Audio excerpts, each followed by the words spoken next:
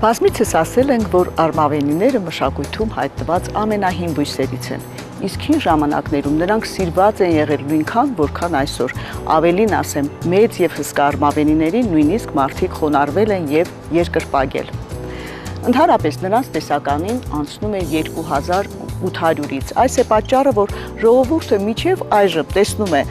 ցողուն գեղեցիկ դատարկ եւ սաղարթ անպայման անվանում է պալմա արմավենի, որից էլ գալիս են նրա մշակման հետագա սխալները։ Այսօր խոսելու ենք իսկական արմավենիներից մեկի լիկուալայի մասին։ Լիկուալան պատկանում է հովհարաձև արմավենիների ընտանիքին, հրաշագեղ, էլեգանտ բույս, որի տերևները կարծես թե մարդու ձեռքի մշակության արդյունք են, այնքան գեղեցիկ են, սիմետրիկ, ծալքերով, որը պլիսե է հիշեցնում, հյութեղ կանաչ գույնով։ Նրա տրամագիծը հասնում է 2 մետրի,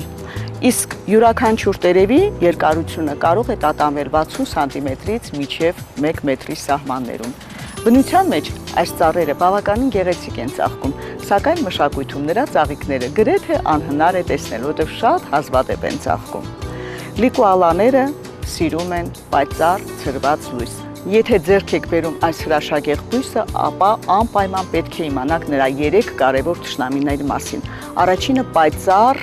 արևի ճառագայթներն են, ուղիղ ճառագայթների, որից բույսի տերևները անմիջապես չորանում են եւ պատռվում։ Երկրորդը միջանցիկ քամիներն են, որոնք նույնքան վտանգավոր են բույսի համար, որքան ուղիղ ընկնող ճառագայթները, եւ երրորդը ջերմաստիճանի կտրուկ տատանումները։ Այն սիրում է պայծառ ցրված լույս, սիրում է ջուրը բավականին կանոնավոր ամռան ընթացքում, այսինքն 4-ից 5 օրը մեկ անգամ պարտադիր ջրել, ձմռանը ջրի քանակը եւ ջրելու հաճախականությունը քչացնում ենք, բայց ցողել սիրում է անչափ շատ։ Հետևապես օրվա մեջ նույնիսկ 1-2 անգամ կարելի է նրան ցողել պարզապես մի փոքր գոլ ջրով, մոտավորապես 30 աստիճանի ջերմաստիճանի ջրով։ Ցողել անհրաժեշտ է առատ, ես հիմա բույսը ցողում եմ պայծառ արևի տակ, որը իհարկե այնքան էլ ցանկալի չէ, ընդհանրապես ցողը ավելի ճիշտ է անել երեկոյան կամ առավոտյան վաղ։ Այս բույսերը ֆիտոդիզայնում հրաշալի են դիտվում միայնակ բույսի տեսքով, որովհետև նրանք այնքան շքեղ են, որ կողքին պարզապես այլ բույս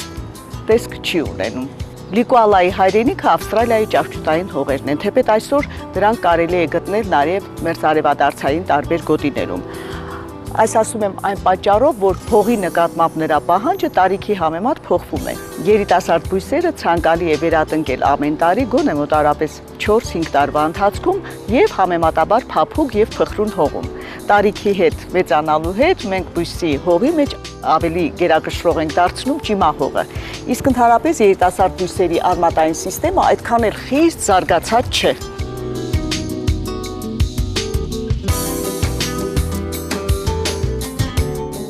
Եվ շատ հեշտությամբ տանում է վերատնկումը, մի նրբության մասին։ Ճիշտ է, մենք բազմիցս ասել ենք, որ կանաչ դրախտից գնված բույսերը կարելի է վերատնկել տարվա ցանկացած եղանակին, սակայն լիկուալաները այն բույսերն են, որոնք վերատնկումը գերադասում են գարնան ժամանակաշրջանում, հատկապես վաղ գարնանը։ Քանի որ պալմաները այն ցավոտ թեման են, որ մեր բուսասերները հաճախ արմավենիներին շփոթում են տրացենաների, յուկաների եւ մյուս սաղարթախի ծառերի հետ, ես ուզում եմ մեկ անգամ եւս հիշեցնել, որ իրականում արմավենիները բաժանվում են 3 մեծ խմբի։ Դրանք են հովհարաձև պալմանները, որոնց ներկայացուցիչը տրախի կարպուսն է, որի մասին մենք արդեն խոսել ենք, փետրավոր պալմաները, փյունիկյան պալմաները կամ հովեաները, դարձյալ պատմել ենք հովեայի մասին, եւ երրորդ խումբը կրկնափետրավոր արմավենիներն են պալմանները, որի ներկայացուցիչը կարիոտն է։ Դրա մասին կարծում եմ մենք դեռ կհասցնենք խոսել։